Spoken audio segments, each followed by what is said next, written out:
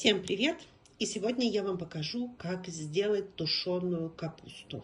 Для этого нам понадобится всего 3 ингредиента. Морковь, капуста и репчатый лук. Морковь нужно натереть на крупной терке.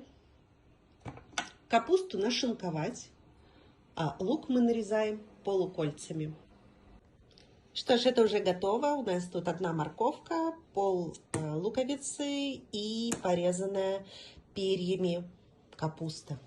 Обратите внимание, чем тоньше вы режете капусту, тем быстрее она прожарится. Итак, первое, что нам нужно сделать, это положить нашу луковицу на заранее разогретую сковородку и примерно в течение 3 минут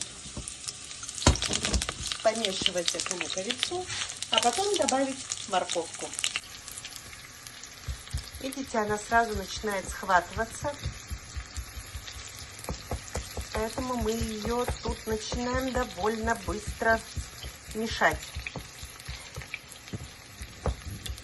В готовом блюде примерно 120 килокалорий. Конечно, здесь масла немного больше, чем нужно положить, если вы хотите похудеть. Если похудеть, то я бы вам рекомендовала 1 столовую ложку масла.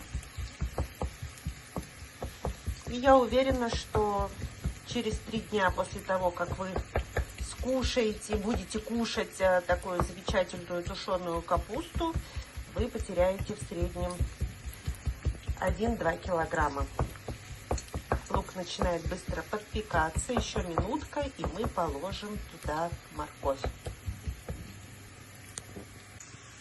Морковь присоединилась к луку.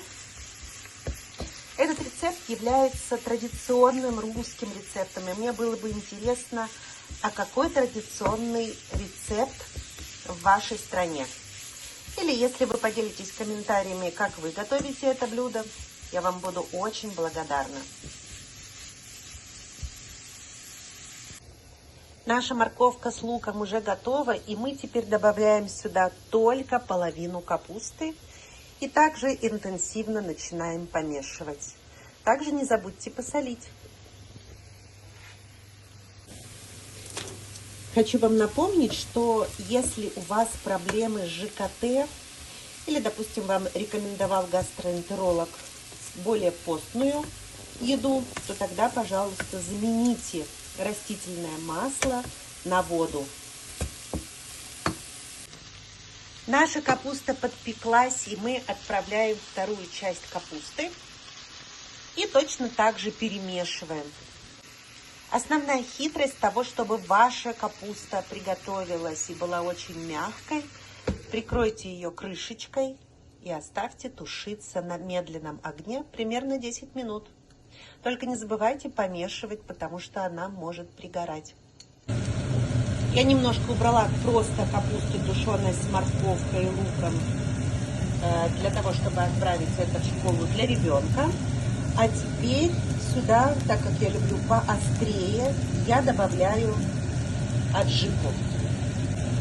У меня есть такая вот икра из перца.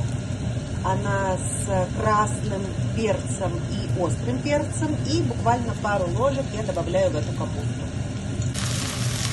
Теперь совсем немного мы перемешиваем. И буквально пару минут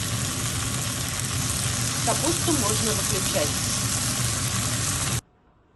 У нас получилось 2 замечательные тушеные капусты с красным перцем. Вы можете добавить и томатную пасту, в зависимости от того, насколько вы любите, либо просто оставить классический рецепт.